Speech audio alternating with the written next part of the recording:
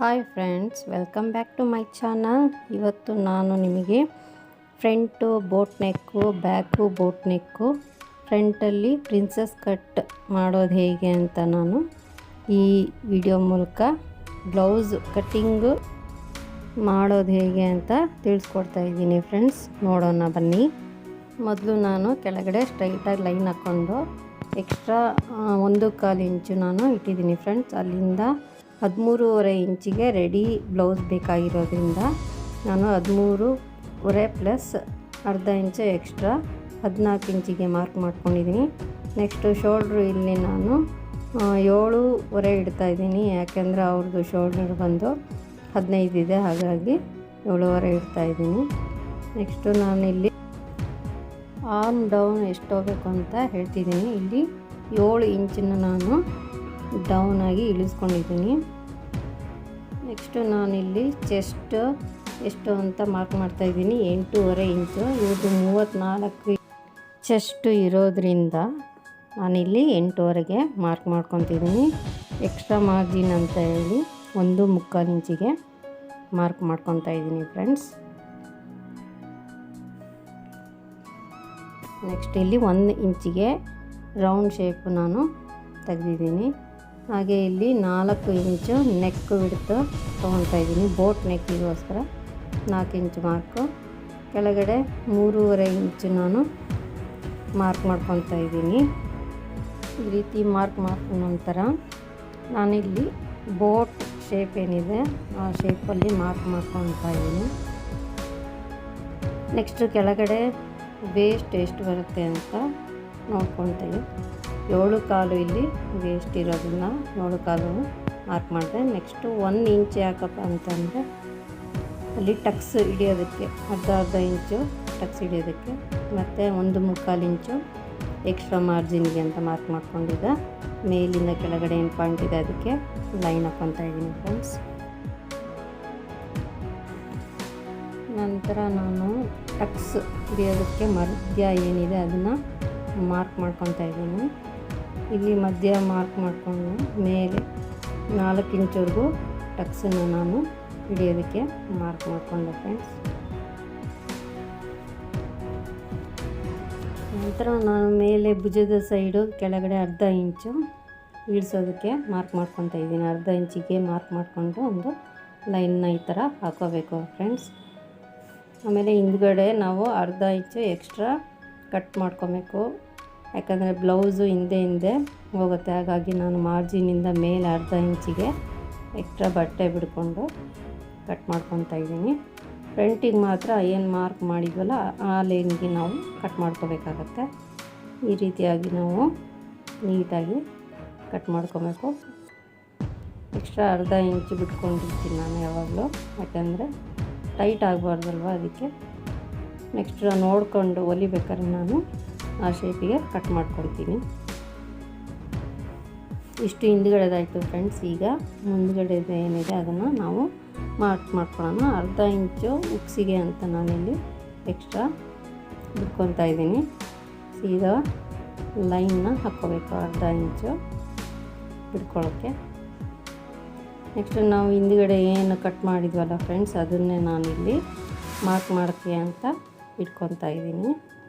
So ನಾನು ಆವಾಗಲೇ ಹೇಳಿದ್ನಲ್ಲ, ಹಿಂದ್ಗಡೆ ಇದಕ್ಕೋಸ್ಕರ ಅರ್ಧ ಇಂಚು ಎಕ್ಸ್ಟ್ರಾ ಮೇಲೆ ಕಟ್ ಮಾಡ್ಕೊಂಡಿದ್ದೀನಿ. ಆ ಲೈನಿಗೆ ಏನಿದೆ ಆ ಲೈನಿಗೆ ಬರೋ ಹಾಗೆ ನಾನು ಮಾರ್ಕ್ ಮಾಡಿಕೊಂಡು ಅದನ್ನೇ ಸ್ವಲ್ಪ ಕೆಳಗೆ ಇಳಿಸ್ಕೊಂಡು ನಾನಿಲ್ಲಿ ಮಾರ್ಕ್ ಮಾಡ್ತಾಯಿದ್ದೀನಿ.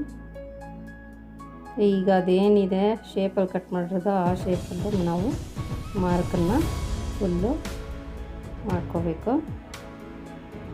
ಈ ರೀತಿ ಮಾರ್ಕ್ ಮಾಡ್ಕೊಂಡ ನಂತರ ನಾನು ಎಕ್ಸ್ಟ್ರಾ 1 ಇಂಚು ಇಲ್ಲಿ ಮಾರ್ಕ್ ಮಾಡ್ಕೊತೀನಿ ಫ್ರೆಂಡ್ಸ್ ಕಂಕ್ಳ ಹತ್ರ. ಯಾಕೆ ಅಂದರೆ ಪ್ರಿನ್ಸಸ್ ಕಟ್ಟಿಗೆ ಅರ್ಧ ಇಂಚು ಅಲ್ಲಿ ಟಕ್ಸ್ ಥರ ಈ ಹೊಲಿಗೆ ಇಡೋದ್ರಿಂದ 1 ಇಂಚು. ನೆಕ್ಸ್ಟು 1.5 ಇಂಚು ಕೆಳಗೆ ಎಕ್ಸ್ಟ್ರಾ, ಅಲ್ಲೂ ಕೂಡ ಟಕ್ಸ್ ಹಿಡಿಯೋದಕ್ಕೆ ಅಂತ ಮುಂಭಾಗದಲ್ಲಿ ಈ ರೀತಿ ನಾವು ಇಡ್ತೀವಿ.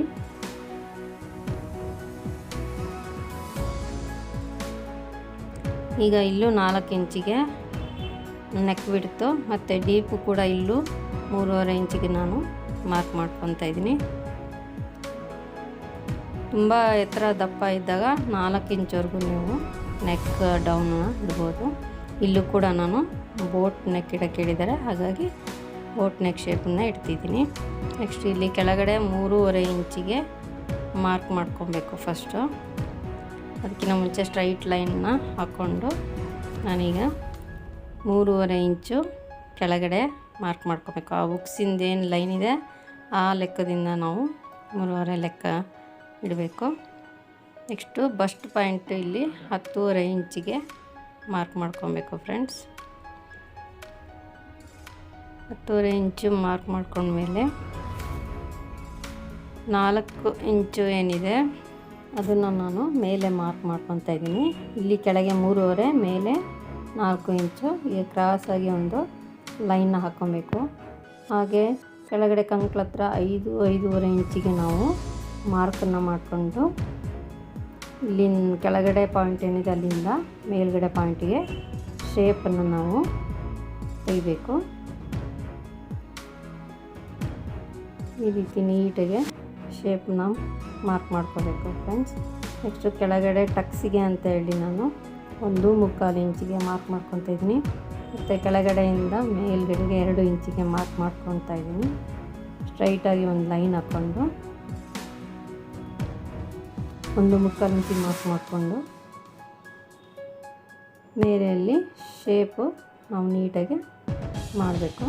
ಮಾರ್ಕ್ ಮಾಡ್ಕೊಂಡ್ಮೇಲೆ ನಾವೀಗ ಫ್ರಂಟಿಂದ ಏನಿದೆ ಅದು ಇಷ್ಟು ಮುಗೀತು. ನಂತರ ಕಂಕ್ಳ ಹತ್ರ ಮುಂಭಾಗದಲ್ಲಿ ಏನು ಶೇಪ್ ತೆಗಿತಾರಲ್ಲ ಫ್ರೆಂಡ್ಸ್, ಅದನ್ನು ನಾನು ಲೈನಿಂಗ್ ಸ್ಟಿಚಿಂಗ್ ಮಾಡಿಕೊಂಡು ಪ್ರಿನ್ಸಸ್ ಕಟ್ಟಿಂಗ್ ಪೀಸ್ ಏನು ಜಾಯಿನ್ ಮಾಡ್ತೀವಲ್ಲ ಆಮೇಲೆ ಎಕ್ಸ್ಟ್ರಾ ಬರುತ್ತೆ, ಅದನ್ನು ನಾನು ಕಟ್ ಮಾಡ್ಕೊತೀನಿ ಫ್ರೆಂಡ್ಸ್ ಮುಂಭಾಗದ್ದು ಶೇಪು.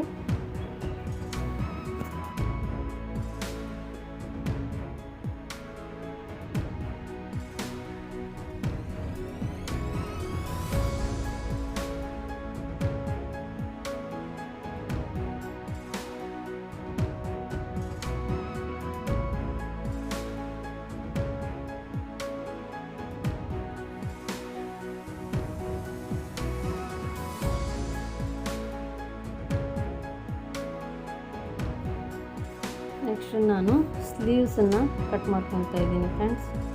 ಇವ್ರದ್ದು ರೆಡಿ 9.25 ಇಂಚಿಗೆ ನಾವು ಮಾರ್ಕ್ ಮಾಡ್ಕೋಬೇಕಾಗಿದೆ. ಹಾಗಾಗಿ ಮೇಲೆ 1/2 ಇಂಚು, ಕೆಳಗೆ 1/2 ಇಂಚು ಅಂತ ಹೇಳಿ ನಾನು 1 ಇಂಚು ಮೇಲ್ಗಡೆ ಮಾರ್ಕ್ ಮಾಡಿಕೊಂಡೆ ಫ್ರೆಂಡ್ಸ್.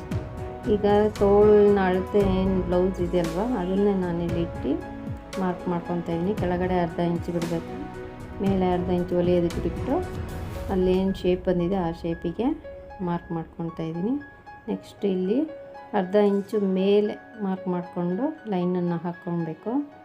ನೆಕ್ಸ್ಟ್ ಇಲ್ಲಿ ಶೇಪ್ ತೆಗಿಯೋಕ್ಕೆ 2.25 ನಾನು ಮಾರ್ಕ್ ಮಾಡಿಕೊಂಡು ಮೇಲ್ಗಡೆ ಪಾಯಿಂಟ್ ಏನಿದೆ ಅಲ್ಲಿಂದ ಕ್ರಾಸಾಗಿ ಮಾರ್ಕ್ ಮಾಡ್ಕೋಬೇಕು. ಇಲ್ಲಿ ಆರ್ಮ್ ಹೋಲ್ ಬಂದು ಅವ್ರದ್ದು 7.25 ಇದೆ.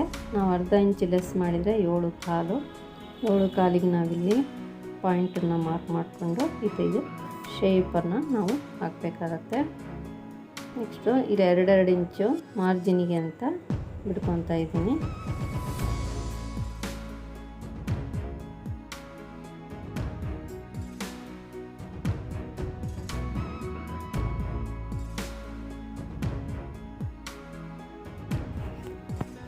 ಈ ರೀತಿ ಕಟ್ ಮಾಡ್ಕೊಂಡ ನಂತರ ನಾವು ಒಳಗಡೆ ಶೇಪಿಗೆ ಅಂತ ಮಾರ್ಕ್ ಮಾಡ್ಕೊತಾ ಇದ್ದೀನಿ. 1/2 ಇಂಚು ಅಥವಾ 3/4 ಇಂಚಿಗೆ ಮಾರ್ಕ್ ಮಾಡಿಕೊಂಡು ಶೇಪನ್ನು ಕಟ್ ಮಾಡ್ಕೋಬೇಕು. ಇದು ಮುಂಭಾಗ ಬರುತ್ತೆ. ಆಮೇಲೆ ಮೇಲ್ಗಡೆ ಯಾವುದು ಕೆಳಗಡೆ ಯಾವುದು ಅಂತ ಗೊತ್ತಾಗಲಿ ಅಂತ ಇಂಟು ಮಾರ್ಕ್ನ ನಾನು ಮಾಡ್ಕೊತಾ ಇದ್ದೀನಿ.